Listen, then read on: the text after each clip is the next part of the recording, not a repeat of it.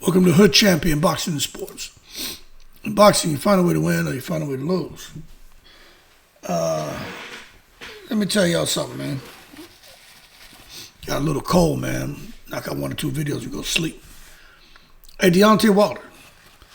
That man had the right hand that had the heavyweight division scared, didn't he? And that right hand was a problem. But I'm going to tell y'all right now. Deontay Wilder, in his prime, was ducked by a couple fighters. Some of y'all gonna sit down. I don't know if I'm gonna agree with this one, Hood Champion. But I'm gonna tell you this. He was the most terrifying man in the heavyweight division. He wasn't a perfect boxer. I think we all can agree on that. But he didn't need to be. His right hand was a weapon of mass destruction. Fabio Wardley likes to say he just needs to be perfect for 1 second. We all know who he got that from. He got that from Deontay Wilder. But between 2015 and 2019, Wilder wasn't just winning fights. He was vaporizing opponents. Dominic Breazeale went down in 1 round. Pretty damn scary the way he knocked him out. Ortiz, a dangerous southpaw technician who was just unfortunate that he wasn't able to get all the fights he deserved. People were afraid to fight him. But even when he fought Ortiz, he got folded twice. And Ortiz was doing damn good against Wilder. And every single heavyweight on the planet started pretending like their phone had no signal when Wilder's name came up. Wilder was raw, emotional, unpredictable. The kind of fighter that made even other fighters nervous. You didn't just fight Wilder. You had to try to survive him. Now, y'all need to understand, Joseph Parker and Usyk, they ain't want nothing to do with Wilder, okay? So let's talk about old JP. I got a lot of respect for JP. Parker is a talented heavyweight. He lost to Wardley last night, but that doesn't really matter. He's still slick, but back then, okay, slick, respectful, technical, he's still that way. But when Wilder was destroying people in front of him, like what he did to Dominic Breazeale, Parker suddenly got busy. Remember, they were supposed to be making that fight, Wilder and Parker. But every time Wilder's team mentioned his name, Parker all of a sudden was either recovering from a small injury or chasing another fight in the UK. Rumors swirled that Parker's camp didn't like the risk to reward ratio. And all that means is the payday wasn't big enough to justify possibly getting stretched out and getting the bing-bings put on him. After watching Breazeale go night-night in under 2 minutes, Parker's tone towards Wilder, that shit was like, shit, hold your horses. Don't take it to the stupid. You ain't putting me in there with him. Parker lost his voice, didn't he? All of a sudden, Wilder wasn't that good, or his style doesn't fit my plans right now. Yeah, sure, Joseph. Let's be real. Wilder's power had turned into a business deterrent. Nobody wanted to be the next meme on ESPN highlight reels. Parker ducked Wilder. Now, Oleksandr Usyk. I know some people are saying, no bullshit, no way Usyk ducked Wilder, but yo, come down, Oleksandr Usyk. Get that duck sauce out your wallet, man. Quit with the BS. Matter of fact, put that duck sauce away. Now we know right now, everybody will fight Wilder. Parker already fought him and beat him, but I'm talking about when Wilder was in his prime, man. The Dominic Breazeale type shit that was going on. Word is, Oleksandr Usyk was offered the Wilder fight out there in Saudi, and Usyk turned it down. Was like, Said nope. He wanted nothing to do with Wilder. Because back then, it wasn't until Wilder fought in Saudi where people started saying, oh, we could take him. Maybe he's not the same. You know what I'm saying? When he fought Hellenius, I could see Wilder wasn't the same. I was like, he don't look good. He got the knockout, but I was like, that shit was a fluke. Because Hellenius hit him and hurt him. But those other fighters just saw like, Jesus Christ, this man, although he had them tough fights with Fury, if he hits you, he will knock you out cold.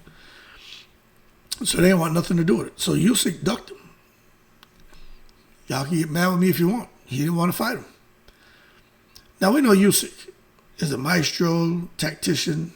You know, he is the puzzle, right? Everyone respects Usyk's skills and discipline. But when Wilder was at his apex, I'm telling you, even Usyk's team got cold feet before Usyk made his heavyweight debut. There were whispers that Wilder wanted to welcome him. A smiling man moving up in weight against the most violent puncher in the world. You could almost hear Usyk's manager saying, let's maybe not start there. Publicly, Usyk said the right things. I'll fight anyone, but behind closed doors, that fight never materialized. Even when Turki Al-Sheikh brought it up to Usyk. You know what I mean? Even after Usyk had gotten to the heavyweight division and had a few wins. So all of a sudden, timing, network issues, promotional barriers, all the usual excuses. But in boxing, bad timing often just means bad idea. Wilder was simply too dangerous and too unpredictable. The fear factor. See, here's the thing. Fear in boxing isn't about screaming or running. It's about avoiding.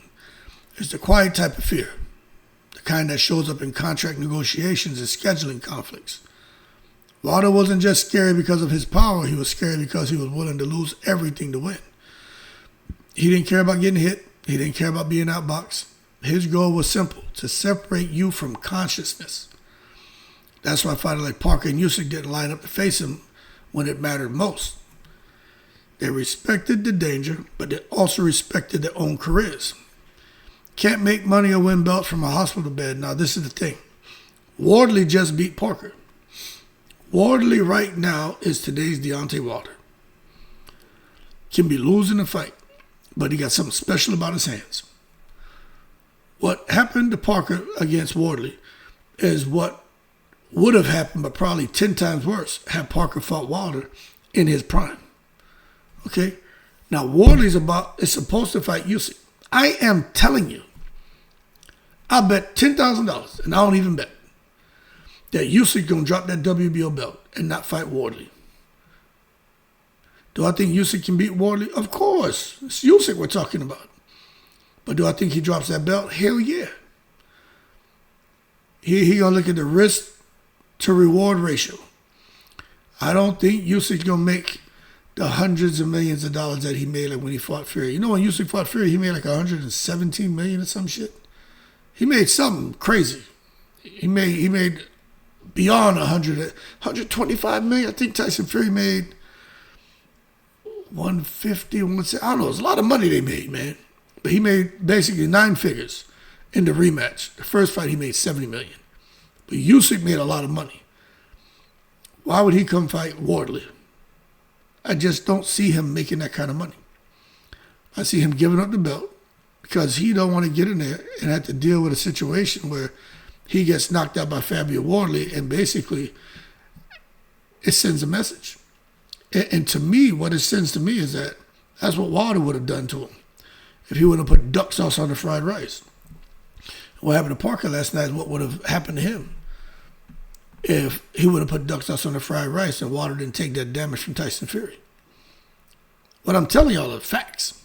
Fact. How the young boys say, no blue hat, no blue hat. So, I just think when Wilder flattened Dominique Breazeale in 2019, that knockout sent a serious message. But that shit was more than a knockout, boy. That was a public service announcement. PSA. It said, this is what happens when you talk too much.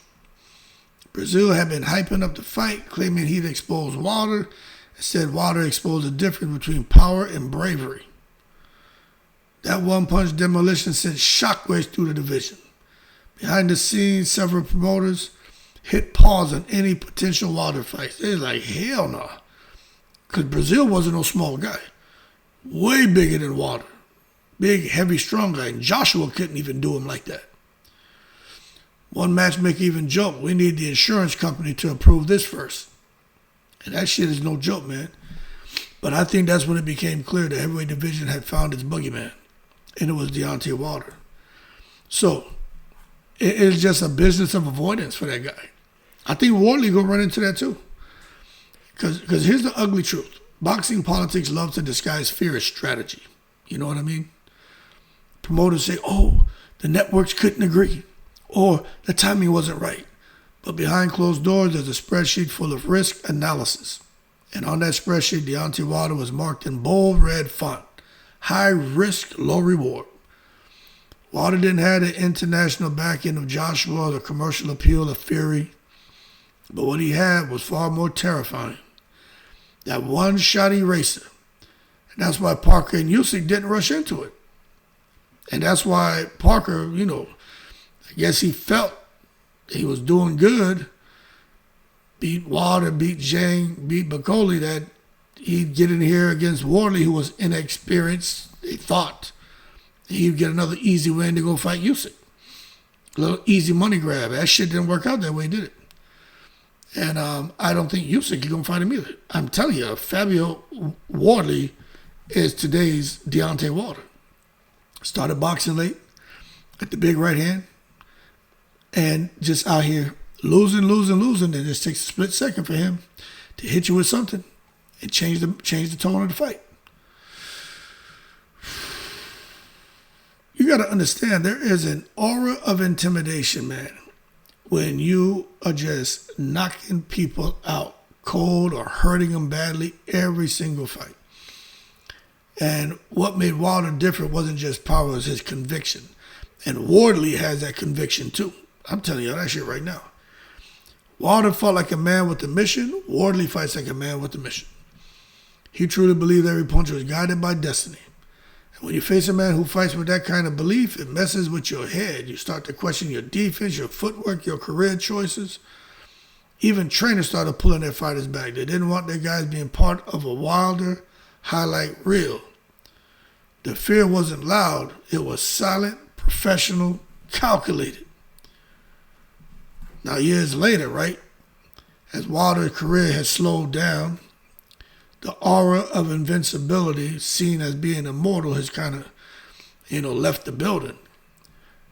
Usyk and Parker, they've been able to, really elevate their profiles, even though Parker lost last night going into that fight. He was seen as, some people felt, that the guy to beat Usyk. But people pretend those near misses didn't happen. But history remembers and whispers, man. Wilder wanted all the smoke with all those guys, and the division responded with silence. It's funny how now, after Wilder's prime, everybody suddenly finds their confidence, you know what I'm saying? And Wilder's out here trying to figure out a way to get back in the mix, but he and Fury took too much out of each other, man. And everybody knows I got an opinion on Tyson Fury's ass, but it is what it is at this point. But now everybody wants to prove something. But back then, when the Bronze Bomber was detonating heads, nobody wanted to play with that fire because they knew they'd get their ass burnt. So it was just some missed opportunities, man. Just imagine if we got Wilder Parker in 2017 or 18, got Usyk in 2019, 2020. Let me tell you, those would have been global events. Instead, we got years of maybe next time. The sport missed out big time, boy, on seeing Wilder get a couple of those real big names on his resume. And so did the fighters, Wilder could have cemented his legacy further, and Parker or Usyk could have tested their courage.